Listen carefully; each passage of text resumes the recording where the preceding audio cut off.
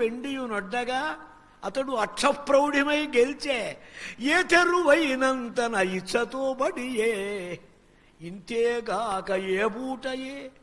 తిక్కన గారి తమాషా పద్యం, తిక్కన గారి చమత్కారమైన చక్కని వక్కాణమది. ఏ తెరువైనంత అమయిచ్చతో ఏగతైనా ఆయన కావాలని తెచ్చుకున్నాడు, గోతిలో పడ్డాడు, నాకేం సంబంధం అన్నాడు. కనుక అది వాడి సమర్థన వాక్యం. కానీ బలవంతాన ప్రతిజ్ఞాబద్ధుడైన ధర్మరాజును బలవంతాన తెచ్చి జూదంలో ఇరికించారు.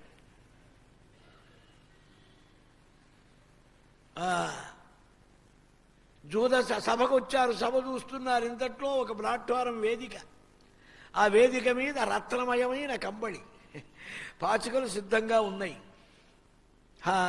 శకునిగాడు ఆహ్వానించాడు, మహారాజా ధర్మప్రభో రా దయచేయి, కొంచెం 2 ఆటలు ఆడుకుందామయ్యా సరదాగా. 5 రోజుల పెళ్ళిళ్ళు జరిగితే తిన్నంత టిఫిన్లు తిని చక్కగా చెట్ల పేకలు మోగించేవాడు. ఇప్పుడంత రెస్ట్ లేదనుకోండి, ఎక్కడ విశ్రాంతి లేదు. అట్లాగే ఏదో సరదాగా నలుగురు కలిసినప్పుడు జూదం ఆట ఆడుకుందాం, ఆనందంగా ఉంటుందని పిలిచాడు. అంటే జూదం పాపం నాయన, తప్పన్నాడు. ఇంకొక మాట చెబుతా, నివృత్యా కామయే నాహం విత్తం. నువ్వు గెలిస్తే నీకే వస్తుంది కదా అనొచ్చు, నేనట్లా జూదాదులతో గెలుపుతో ధనం రావాలని కోరను.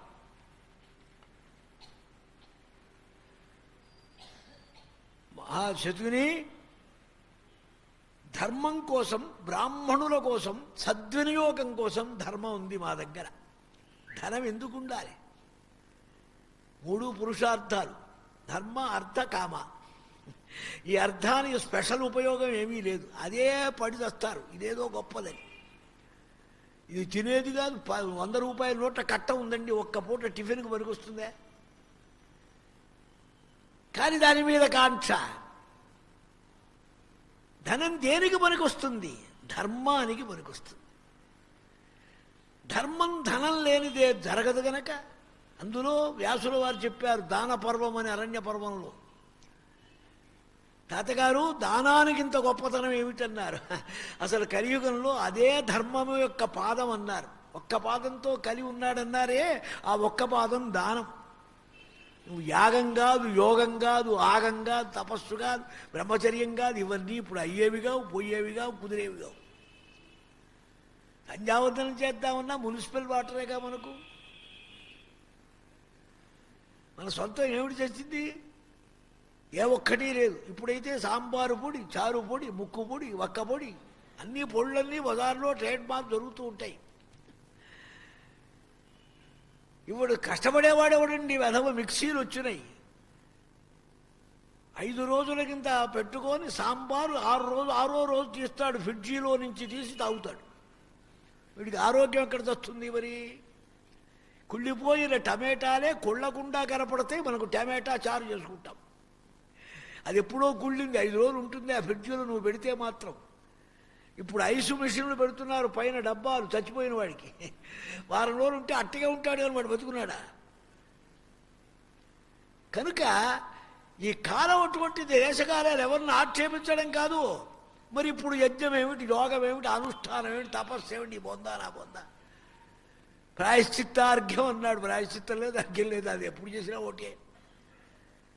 కలియుగంలో సంపాదించదగిన పుణ్యం ఒక్క దానం. ఒక్క దానం ఎందుకయ్యా, ఈ దానం ఎందుకు చెప్పావన్నాడు ధర్మరాజు. అదే కీలకం. అబ్బాయి, కలియుగంలో అందరూ అర్ధాసక్తులై ఉంటారా? నీకు ఇంట్రెస్ట్ ఎక్కడుందో అక్కడ నువ్వు త్యాగం చేస్తే అప్పుడు నువ్వు త్యాగి. కాశీకి వెళ్ళాం, ఏం వదులుతా ఉన్నారు గయలో? సంధ్యావందనం వదిలేన్నాడు. కాదు, మన వాళ్ళు ఇష్టం లేని కూరలు అడుగుతారండి. అడవి బెండకాయ, అది దొరికేదా చచ్చేదే. చేదు దొండకాయ, చేదు దొండకాయ నువ్వు వదలటం ఎందుకు? అది నిన్నే వదిలింది ఎప్పుడో. వదలదగిందేమిటి? కామక్రోధాలు వదులుతాడా? కాబట్టి నీకక్కరలేని వదలటంలో త్యాగం కాదు. నీవు దేని మీద పడి ఏడుస్తూ ఉంటావో ఈషణాత్రయం దారేషణ, పుత్రేషణ, అర్ధేషణ. కలియుగంలో ఈ రెండిటి కంటే కూడా ఇది చాలా గొప్పది. ఇది ఉంటే చాలు, మళ్ళీ మ్యారేజ్ అవుతుంది, కొడుకులు పుడతారు, దాన్ని ఏమిటి. ఏ దాని మీద నీవు ఆసక్తిగా ఉన్నావో అది వదలటం, భగవదర్పణం చెయ్యటం పుణ్యం రా. అందుకని కలిలో దానం చాలా గొప్పది అని దానపర్వంలో వ్యాసుల వారు ధర్మరాజుకు, భారతంలో చెప్పనివి లేవండి, అది చూసుకోవటం. ధర్మం అర్థం, ధర్మే చ అర్థే చ కామే చ మోక్షే చ భరతర్షభ, యదిహాస్తి తదన్యత్ర ఎన్నేహాస్తి నతత్క్వచిత్. కనుక ఆ దానము యొక్క ప్రభావం చాలా గొప్ప చెప్పారు. దాని ఎందున్నటువంటి ఆసక్తి కొద్దీ దుఃఖపడతారు. మా ధనం అలాంటిది కాదన్నాడు. నీ ధనం, నీవు దానం చేయాలనే బుద్ధి ఎప్పుడు పుడుతుంది? నీ ధనం మంచిదైతే పుడుతుంది. అక్కడుంది. కళ్ళు కాంపౌండ్ చేసి లక్షలు సంపాదిస్తే చస్తే ఇటు రాదండి. అది గుర్రపందాల మీద పెడదామని పోతుంది. దాని రూట్ వేరు. నీ ధనం గనక ధర్మమైన వాసన గల ధనం అయితే, అపాత్రే ప్రతిపత్తిశ్చ పాత్రే చ అప్రతిపాదనం ఉభౌ నరకహేతు అన్నారు. పాత్ర ప్రతిపాదనం రావాలి మళ్ళీ అందులో. అది కూడా చెప్పాడు విదురుడి నీతిలో. ధర్మార్థం బ్రాహ్మణే దానం. దానం అంటే ఇప్పుడు ఆ దానం అనేది అనేదానికి పెడుతున్నారులేండి. నేత్రదానం, కిడ్నీ దానం, లంగ్ దానం, హార్ట్ దానం, లెగ్ దానం. ఏది ఇస్తే అది దానమేనా? అది దానం కాదు. ధర్మార్థం బ్రాహ్మణే దానం. వేదవేత్తలైన బ్రాహ్మణులకు ఏదైతే ఇస్తావో అది దానం. యశోర్థం నటనర్తకే. కూచిపూడి భాగవతులు వచ్చారు, మంచి పర్ఫార్మెన్స్. వేదాంతం సత్యనారాయణ గారి భరతనాట్యం జరిగింది, ఉషాపరిణయం. 50,000 ఖర్చు అయినాయి. వాళ్ళ తిండికి, తిప్పలకు, వాళ్ళ మకాముకు, లాడ్జింగ్, బోర్డింగ్, ట్రావెలింగ్, ట్రాన్స్పోర్ట్, వేషాలు, భూషాలు, ఫీజు, అన్నిటికీ 50,000 అయింది. ఈ ధనం యొక్క వినియోగం ఏమిటన్నారు? యశోర్థం. రాజమండ్రిలో ఇచ్చిన నాటకంలో పర్ఫార్మెన్స్లో దొరికిన డబ్బుకు సామర్లకోటలో జమ పొగుడుతారు. అమ్మో, వారేం మహానుభావులండి. యశోర్థం. నీకు బడాయి చెప్పుకోవడానికి సరిపోతుంది. దయార్థం సర్వభూతానాం. కుట్టి, గుంటి, బీద, సాద అందరికీ ఇవ్వాలా? అది దయ కోసం ఇచ్చేది. కానీ ధర్మం అనే చుట్టాలోకి వెళ్ళాలంటే సత్పాత్రమైన దానం జరగాలి. పాండవుల యొక్క ధనం సత్పాత్ర వినియోగ ధర్మం కోసం పుట్టినది కానీ వ్యర్థంగా ఖర్చు పెట్టడానికి కానీ దుర్వినియోగం చేయటానికి కానీ పుట్టింది కాదు. దీన్ని అపహరించవోకు శకుని అన్నాడు ధర్మరాజు. ఇక్కడ సుందరమైన మాట. భారతం అడుగడుగు ధర్మ సూక్ష్మాలేనండి. అక్కడెక్కడో ధర్మ సూక్ష్మం ఉందనక్కర్లే. వాడు తక్కువ వాడా? ఏమయ్యా, చేత కాకపోతే నా చేత కాదను. గొప్ప గొప్ప మాటలు ఏమిటన్నాడు. నా వల్ల కాదు, నేను గెలవలేను, నా వల్ల కాదు చెప్పు. అది కొట్టాడు వాడు ఆలోచన. ధర్మరాజు గారికి 2 నియమాలు ఉన్నాయి. ఆహూతో ననివర్తేయం, జూతాదపి రణాదపి. రణరంగం కానీ జూదం కానీ రా అని పిలిస్తే రాను అని ధర్మరాజు అనడు. అందుకే ఆయనకు యుధిష్ఠిర. మొదటి పేరు యుధిష్ఠిర, యుద్ధమందు స్థిరుడు. ఏమండి, మేము చాలా నాటకాలు చూసాం, ఉద్యోగ విజయాలు, కురుక్షేత్రం. ఎప్పుడు ధర్మరాజు గారు వెళ్ళినట్టు, ధనస్సు పట్టినట్టు, యుద్ధం చేసినట్టు, ఎప్పుడు ఆ తలగడ సోఫా మీద పడి ఉండటం, ఆ కరండకుడనే ఎండ్రకాయగాడు వచ్చి అదని ఇదని కథంతా చెప్పడం, అట్లా ఇట్టలా అని ఆకర్ణంతములైన ఆకనుల సొంపు, ఆ మోము సింగారము. ఒక్కొక్క మాట తలుచుకునేది. కంసాది విమతుల కసిమ సంగినవాడు, అమేయ ప్రభావుండు మేనమావ. ఆనంద భైరవులు అంటే వాడు అర్థం చేశాడు. పురాణం వాడి కొంచెం గాత్రం, సంగీతం అది కూడా ఉండాలండో. ముక్కస్య ముక్కార్థ ఉండదు. కాలకేయాది రాక్షస రాజులం చంపి గడుతికెక్కిన వాడు కన్న తండ్రి. 81 నా వయస్సు. చూస్తున్నారు నేను నడవటం, కానీ ఇక్కడ కూర్చుంటే భగవంతుడు నడుపుతాడు. అది ఆశ్చర్యం. ఏమయ్యా, అద్భుతమైనటువంటి నియమం. నాటకంలో మీరు చూడటం ఉందే, వాళ్ళు యుద్ధం చూపించకూడదు గనక తిరుపతి వారు ఆ కోర్టులు వేశారట్ల. అంతేగాని అలుగుట జేజరుంకని మహామహితత్ముడు అజాత శత్రువు అతడే అలిగిన నాడు సాగరములన్నీయు ఏకముగాకపోవు. నీ కర్ణులు 10,000 అని నొత్తురు చత్తురు రాజరాజా. నా పలుకులు విశ్వసింపుము విపన్నుల లోకుల గావు మెల్లరం.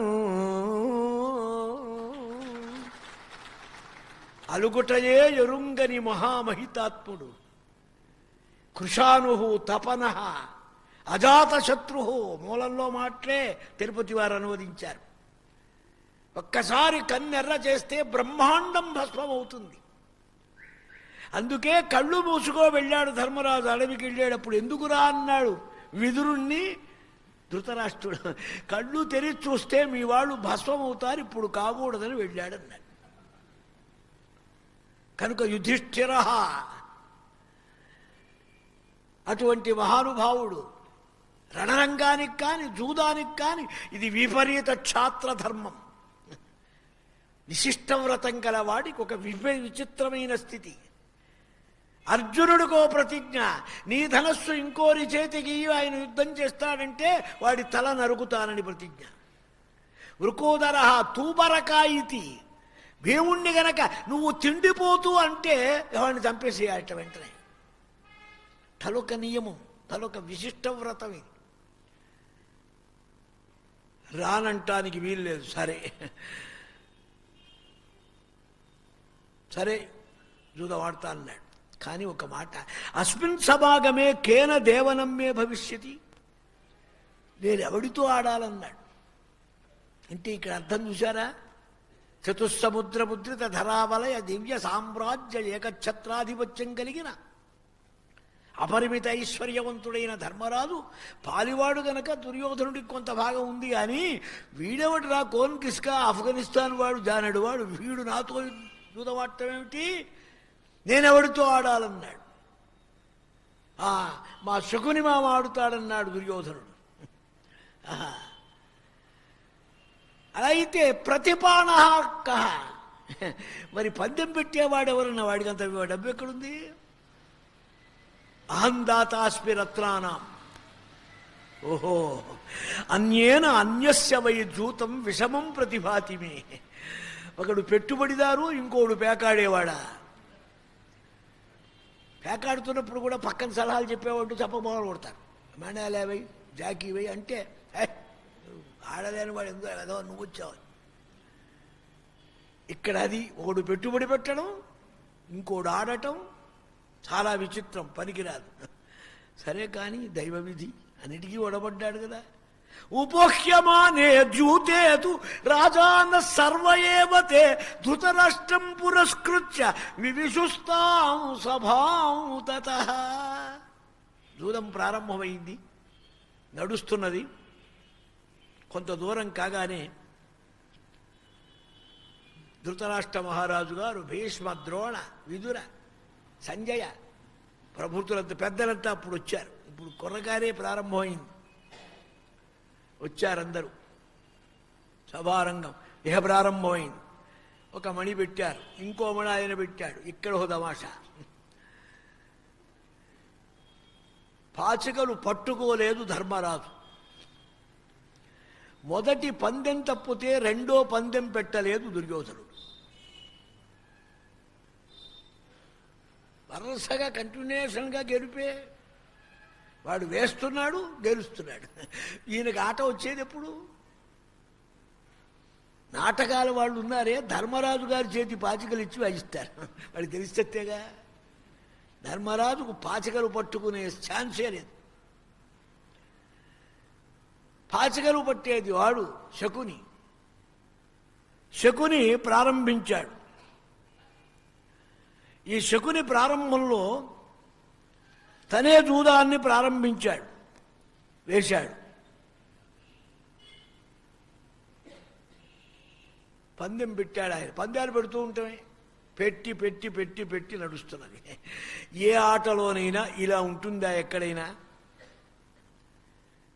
ఒకడే పందెం పెడుతూ ఉంటాం, ఇంకోడు ఆడుతూనే ఉంటాం, గెలుస్తూ ఉంటాం. జితమిచ్చేవ శకునిర్యుధిష్ఠిరమభాషత. ఏ పందెం వేయండి, గెలుపు మాది అనేవాడు. వెంటనే గెజిట్ పబ్లికేషన్. మణులు పెట్టాడు, రత్నాలు పెట్టాడు, రథాలు పెట్టాడు, సైన్యాలు పెట్టాడు, గ్రామాలు పెట్టాడు, పట్టణాలు పెట్టాడు. విదురుడు గోల. ప్రళయకాల భీల భాస్వత్ మహాకాల సంరంభం ఒకవేళ సైపవచ్చు.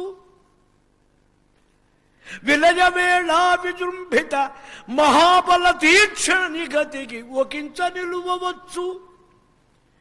త్రిజగద్భయంకరోద్ధృతి దుర్నిరీక్షమై దంభోళికొక ఇంత తడవచ్చు. సంవర్త సమయ ప్రచండ మహానల అచ్చుగ్ర కీలాపాళికి ఓర్వవచ్చు.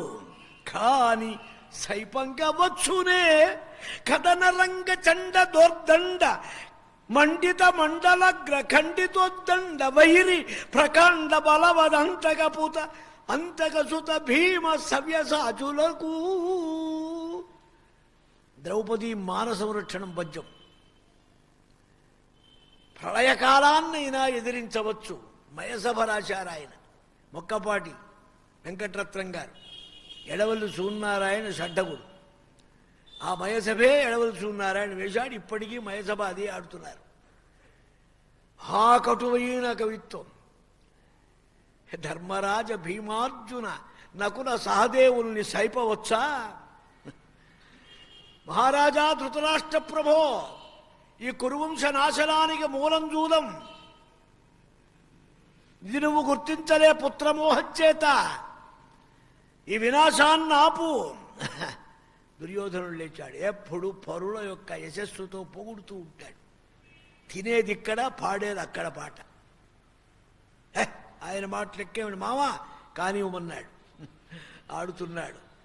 వరుసగా ఆట జరుగుతున్నది. బహువిత్తం పరాజయిషి ఆచక్ష్విత్తం కౌంతేయ యది తేస్తి అపరాజితం. వాడికే కడుపు ఉబ్బిపోయిందండి శకునిగాడికి. మహారాజా, ఎంతో ధనం పోగొట్టుకున్నావు, ఇంకా ఏం పెట్టి పందెం ఆడతావయ్యా?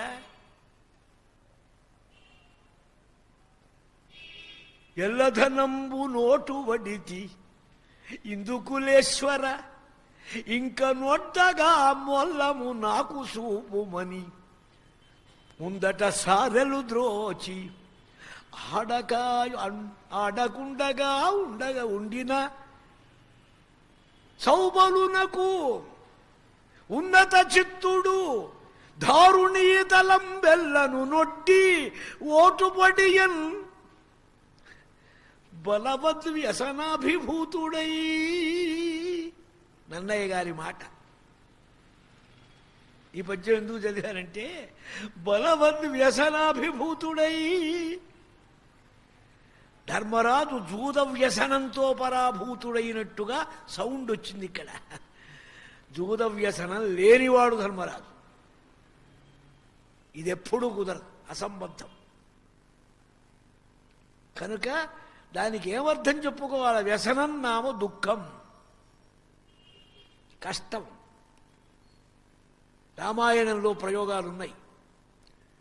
వ్యసనం అంటే దుర్వ్యసనం అనే దానికి మనం వాడతాం, కానీ వాడుక వేరు. అసలు వ్యసనం అంటే దుఃఖం అని అర్థం, కష్టం. మహత్తరమైన దుఃఖస్థితి పొందిన మహారాజు ఈ సమయంలో అభిభూతుడై మమ విత్తమసంఖ్యేయం యదహం వేత్త సౌబలా అధత్వము శకునే కస్మాత్ విత్తము సమను పృచ్ఛసి. నా ధనానికి అంతెక్కడిదిరా శకుని, నీకేం తెలుసురా? అసంఖ్యేయం, లెక్కకందంది. ఏకం దశ శతం చేయవ సహస్రమయ. ఈ అంకెలన్నీ ఏ అంకెకు సరిపోదు. అయుతం ప్రయుతం చేయవ శంఖం పద్మం తథా అర్బుదం ఖర్వం శంకరిఖర్వం మహాపద్మం చ కోటయ మధ్యం చ పరార్ధం చ సపరంచాత్ర పణ్యతాం. పో, అన్ని లెక్కలు చేసేసి వేసేస్తున్నా పో. ఇక ధర్మరాజు ఎలా వచ్చింది? వేష్ట పుట్టింది. ఇంకా ఎందుకు ప్రొలాంగ్ చేయటం? అక్కర్లేని పాట. పాట అర్థమైంది కదండి. వేలం పాట ఎవరు కొంటారో అర్థమైపోయింది. ఇంకెందుకు పాట అరుపులు? ఇది ఎట్టకో సంపూర్ణ పరాజయం కోసమే వచ్చింది. అదేదో తొందరగా ముగించుకోపోతే సరిపోతుంది, ఇంకెందుకని ఇలా అంతా పెట్టేస్తున్నానన్నాడు. ఏతచ్చుత్వా వ్యవసితో నిగృతిం సముపాసిత జితమిత్యేవ శకునిర్ యుధిష్ఠిరమభాషత. పాశముల యొక్క అభిమాని దేవత వశీకరణ తుచ్చ తంత్రము కలిగినటువంటి ఆ శకుని పాచికలు వేసి ఓహ్ గెలుపు మాదేనన్నాడు. అట్లాగా సరే, గవాశ్వం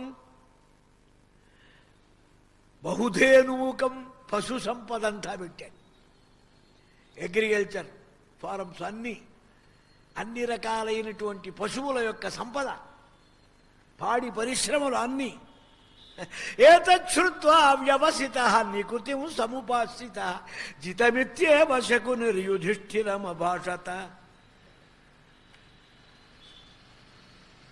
పట్టణాలు, పల్లెలు, గ్రామాలు, జనపదాలు అన్నీ గెలిచామన్నాడు. మా సైనికులు, రాజపుత్రులు, యుద్ధవీరులు, మహాపరాక్రమవంతులు వారందరినీ పెట్టానన్నాడు. పందెం వేసేశాడు, అది కూడా గెలిచానన్నాడు.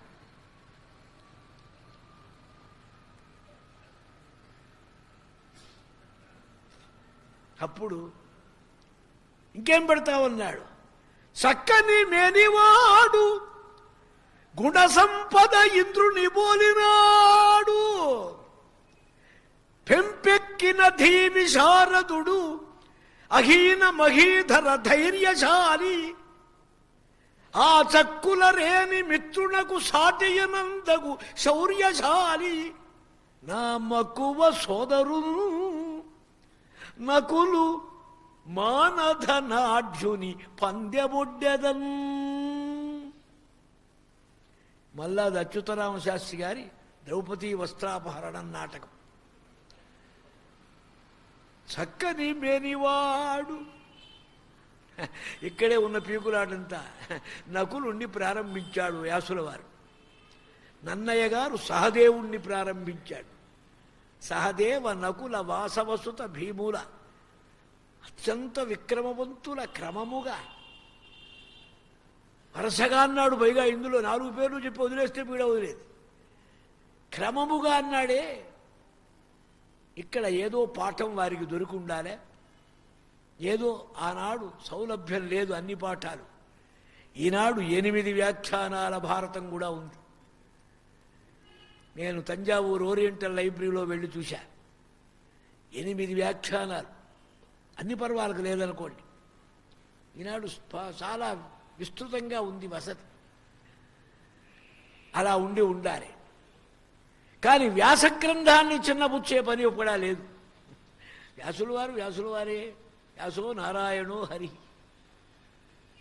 నారాయణుడే, ఎవరో కాదు. హరివంశంలో చివర వారు రాశారు ఒక మాట, మహాభారత కృతు నారాయణం వినా అన్యః కర్త భవేత్ అన్నాడు. ఈ మహాభారతం రాయాలంటే విష్ణుమూర్తి రాయాలి, కానీ ఇంకెవడరా రాయగలవాడు? అంటే వ్యాసుడంటే నారాయణో హరి. స్పష్టమైన ఆయన వచనంలోనే హరివంశంలో కనపడుతుంది మనకు. కనుక పాఠాంతరం ఏదో దొరుకుండొచ్చు, మహాపండితులు వేత్తలే నన్నయ్య గారు. కానీ దీనికి అది అట్లా చేశారంటానికి వీల్లేదు. ఎందుకు ఇంత చెప్పానంటే, మీరు నన్నయ్య భట్టారకుడి ఊళ్ళో వారు కనుక రేపు ఏమయ్యా నువ్వు అట్ట రాశావు, మా నన్నయ్య గారు ఇట్ట రాశారని నన్ను పట్టుకుంటే కష్టమని నా విముక్తి కోసం చెప్పా, అంతకంటే వేరే ఉద్దేశం కాదు. నకులుణ్ణి పెట్టాడు, ఏది ఔచిత్యం అని. మరి వ్యాసుల వారిదే ఔచిత్యం కావాలి, న్యాయం అంతేగా మరి. ఎందుకని ఒక ధర్మసూక్ష్మం ఉన్నది ఇక్కడ. అమ్మాల్సి వస్తే చిన్నవాడి ప్రాపర్టీ అమ్మటానికి వీలు లేదు ఇప్పటికి కూడా. జాయింట్ ఫ్యామిలీలో ఏదైనా ఒక బ్యాంకులోనో ఏదో తీర్చాలంటే చిన్న కోడల మెళ్ళో నెక్లెస్ లాక్కెళ్ళకూడదు, పెద్ద కోడల మెళ్ళో నెక్లెస్ లాక్కెళ్ళచ్చు. ఎందుకన్నారు, వీడన్నీ గడిచిన వాడు గనక వాడికి అన్నీ చివరికే జరిగిపోయినాయి. పిల్లవాడు వాడికి భవిష్యత్తులో జరగాల్సిన వాడు. అందుకని ప్రాపర్టీ పంచేటప్పుడు కూడా పెళ్లి కానివాడు నిలకడలేనివాడు ఉంటే వాడికి కొంచెం ప్రాపర్టీలో పార్టీషన్లో కొంచెం భాగం పెంచాలి, ధర్మం. అసలు అన్ని వాటికి ఎందుకని భాగాలు పంచుకునేటప్పుడు కోరుకోవటం ఏమిటంటే చిన్నవాడు. కోరుట బాలుని గొప్పమునుగన్ ఆయుధముంధరింపను అవి కగ్గముగా ఒక పట్ల ఊరకే సాయము చేయువాడా పెళ్ళు చన్నను పిమ్మట ఎగ్గులాడిన దోయిలి యొక్కెదన్ నిజము తొల్త వచించితి కోరుకొమ్ము నీకేయది ఇష్టము. అర్జునుడిని కోరుకోమన్నాడు. అది తర్వాత మనవి చేస్తా. కృష్ణ సహాయ అభ్యర్థనం ఎల్లుండి మన కార్యక్రమం. ఎందుకంటే ఆది సభాపర్వాలే 4 రోజులు చెప్పదలిచా. రేపు కూడా సభాపర్వమే. ద్రౌపది మాన సంరక్షణ, ఇవాళ పాండవ ద్యూతం, ఇవాళ ధర్మం, రేపు భక్తి. భారతంలో అదుంది ఇదుంది కథాభాగం ఉందనుకునేరు సుమా. కమ్మని కథాభాగంతో పాటు గారెల్లో అల్లం ముక్కలు పచ్చిమిరపకాయలు వేస్తారు.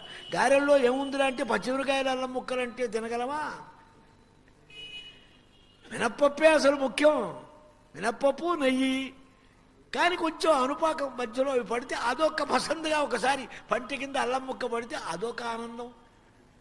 అల్లం ముక్కల వంటివే ఈ డిజైన్లన్నీ మీ ముందు పెట్టేవి. కనుక కోరుకోవటం బాలుడికి ఒప్పుతుంది, అమ్ముకోవటం పెద్దవాడు అమ్ముకోవాలి. ఇది అమ్ముకోవటం జూదంలో పందెం అంటే అంతేగా, క్రయం కిందే లెక్క. మరి జూదంలో పందెం కనుక దీన్ని ఎట్లా వినియోగించాలి? పిలవాలి.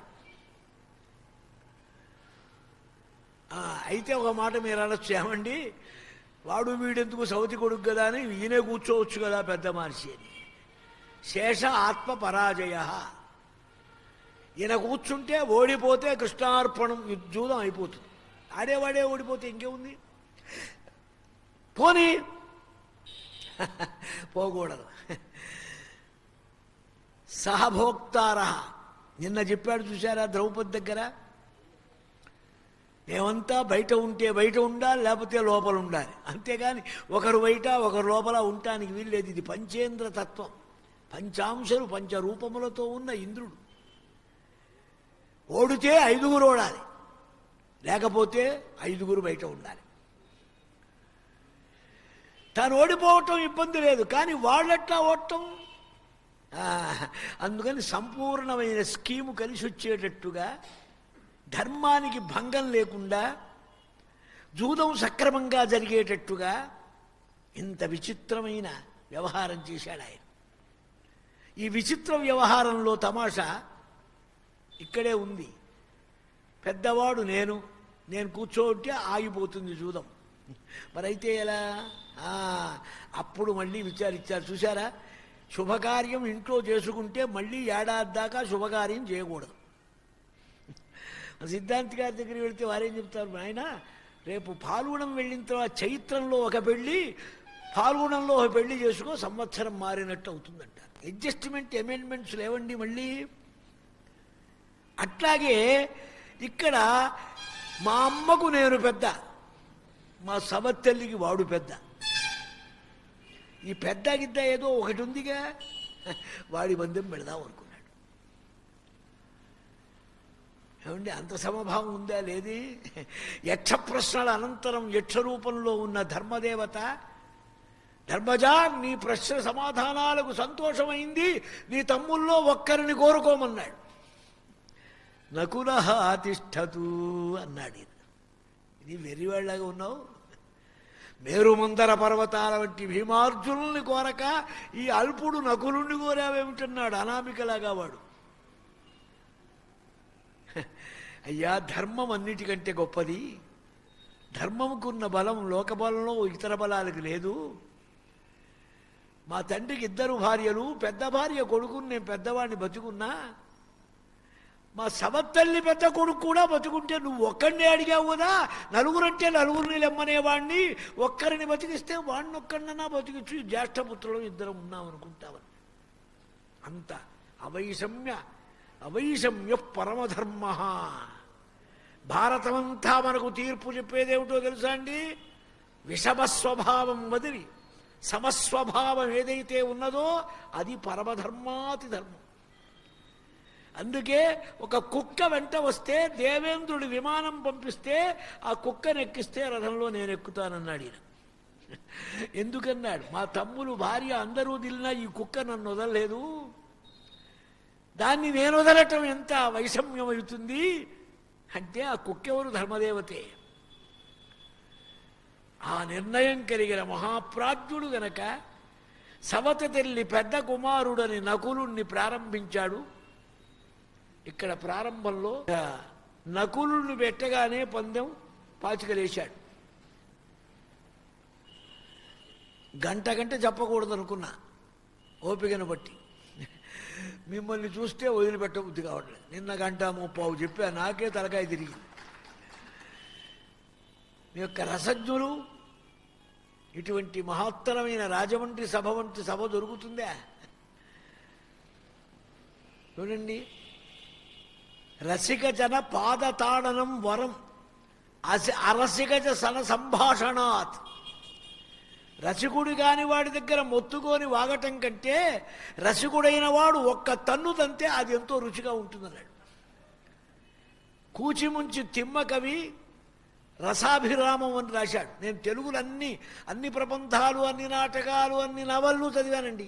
అది ఇదేం లేదు, నాకు తీసేయదగిన సాహిత్యం అంటూ కనపడలే. ఒక మహాకవయిత్రి వచ్చి ఆలింగనం చేసుకుంది ఓ మహాకవిని. వాడు వెనక్కి తిరిగి చూశాడు. ఇంత రసికుడమని వచ్చాను, ఇట్టా చూశావేమిటన్నట్టు. అది రసికుండి కనుకనే చూశానన్నాడు ఆయన.